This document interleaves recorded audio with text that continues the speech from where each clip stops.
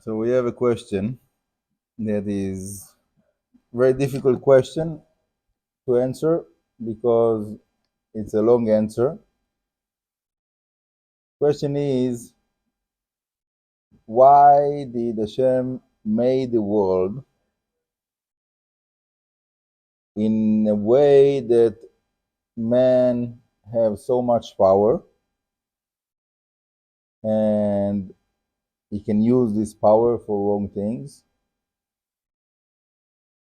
And why is it that it sometimes it takes so long for people to learn the results of their mistakes of choosing bad?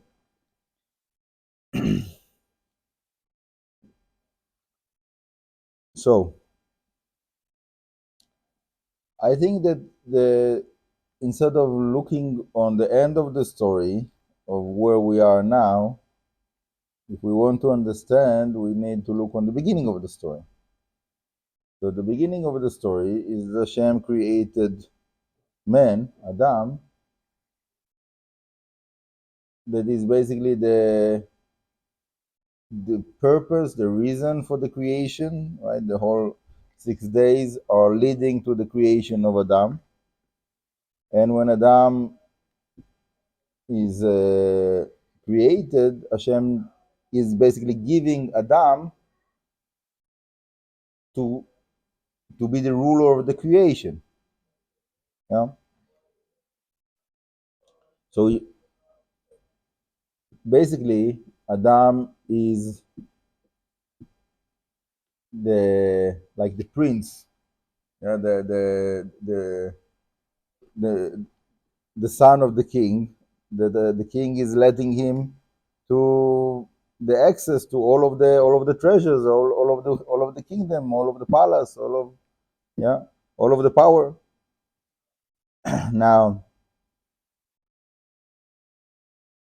it's true that since the beginning of time, the whole history of humanity, from the sin of Adam Arishon until ourselves, is full of failures, that we're failing again and again and choosing wrong again and again.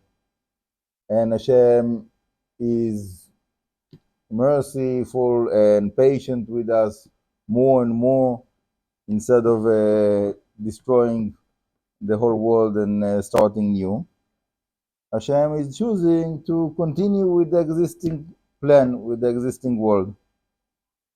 We know, by the way, that there was many worlds that Hashem created and destroyed before. Go down in Chazal that before the creation of this world, there was many other worlds that Hashem created and destroyed. Bonei olamot umachrivan, Chazal says. Anyhow, we are in an ongoing story that it looks like an ongoing failure story, that we're failing all the time. But to really understand the deepness of what is going on, we have to realize that it's not about success as we are accustomed to think. Meaning, okay, I have a story that I heard a few years ago, and I said it a few times since then because I like the story. I'll say it again. The king have announced in the whole world that he wants to create his personal god, and is asking for all of the heroes of the world that wants to be in the personal gods of the king to come to the king yard in a certain day, and there will be a contest, and whoever will win will be part of the personal gods of the king. Okay. So in that day, all of the big heroes, mighty men of the world came to the yard of the king. No one knew what is going to be the contest. If every person was practicing in different ways. After a while, the gate of the palace opens, and here comes the servant of the king with a great horse, and he announced, whoever will be able to ride this horse will be from the personal guards of the king. Okay, so the first person goes up, and sure enough, the horse does, and he flies away. And like that, one after the other, all of those heroes are trying to ride this horse, and no one succeeds. This horse is just impossible. It's so big, he's so strong, he's so wild. Anyone that is trying to sit on his back is flying off.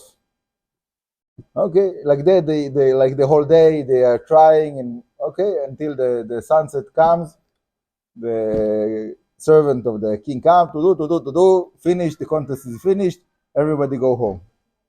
Okay. After a while, there's 10 people of those mighty heroes that came, gets a letter from the king, please come back to the palace in this day. They come, those 10 men come, and they are speaking one with another, like, did you manage to ride the horse? No. Did you? No. So, like, what's going on? So the king comes, and he says, well done, you are the chosen ones, you are the. So they say, but king, like, we don't understand, the content was to ride a horse, and none of us managed to ride a horse.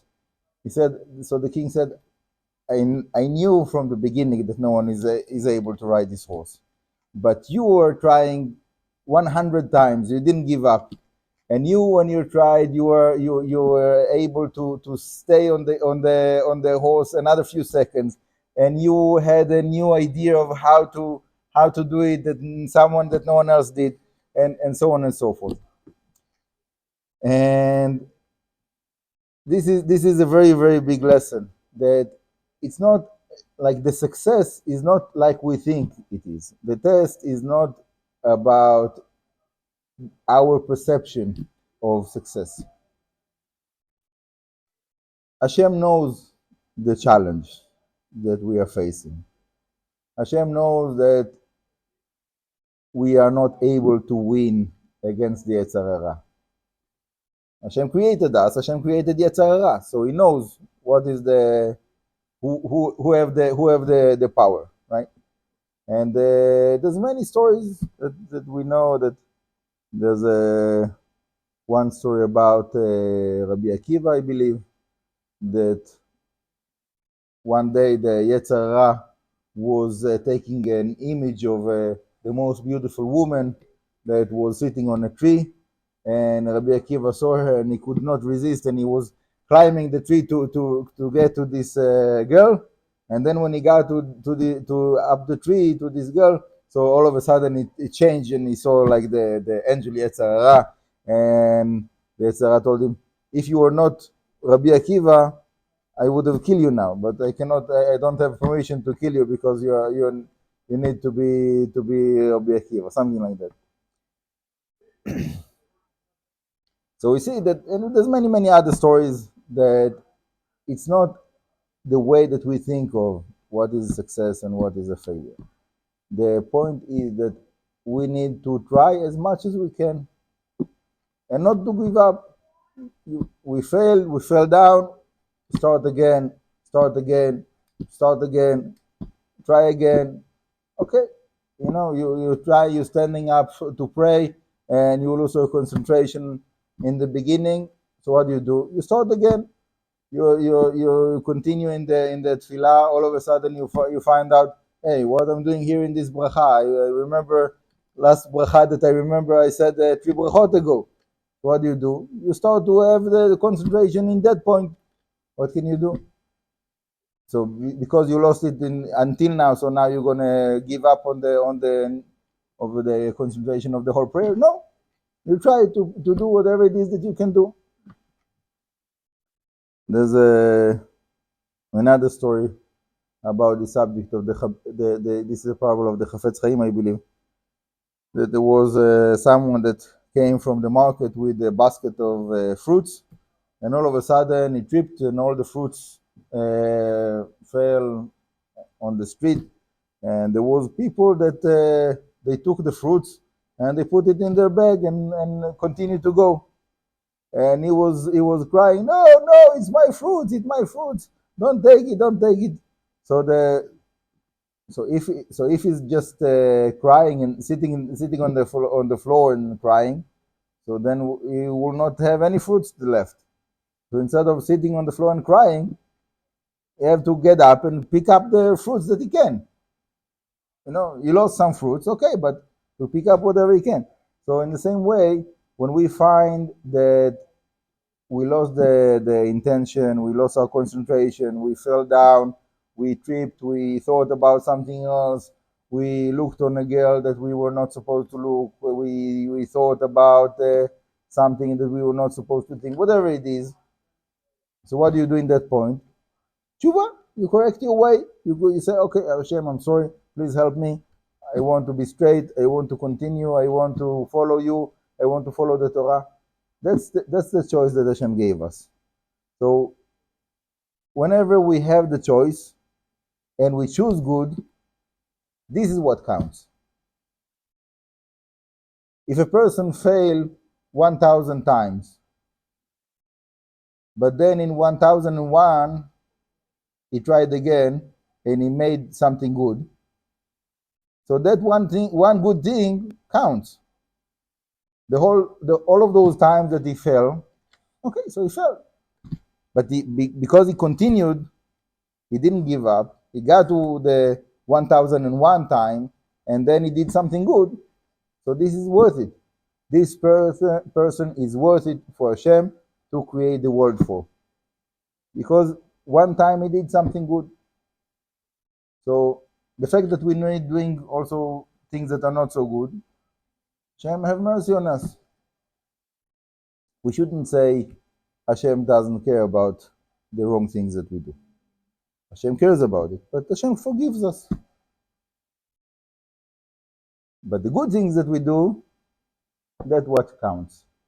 So instead of like crying and feeling miserable and feeling depressed about all of those times that we failed and all of those different things, all of the bad things that are happening in the world, and all of the bad people that are trying to do so many bad things to other people and harm other people and this and that, whatever it is, instead of this, we have to focus on what is the positive things that are taking place.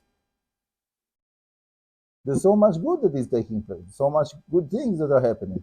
So if we focus our mind, our heart on these good things, and we connect ourselves to those things, to the good things, so then we are able to do more good. We're able to add our goodness to this good that is taking place.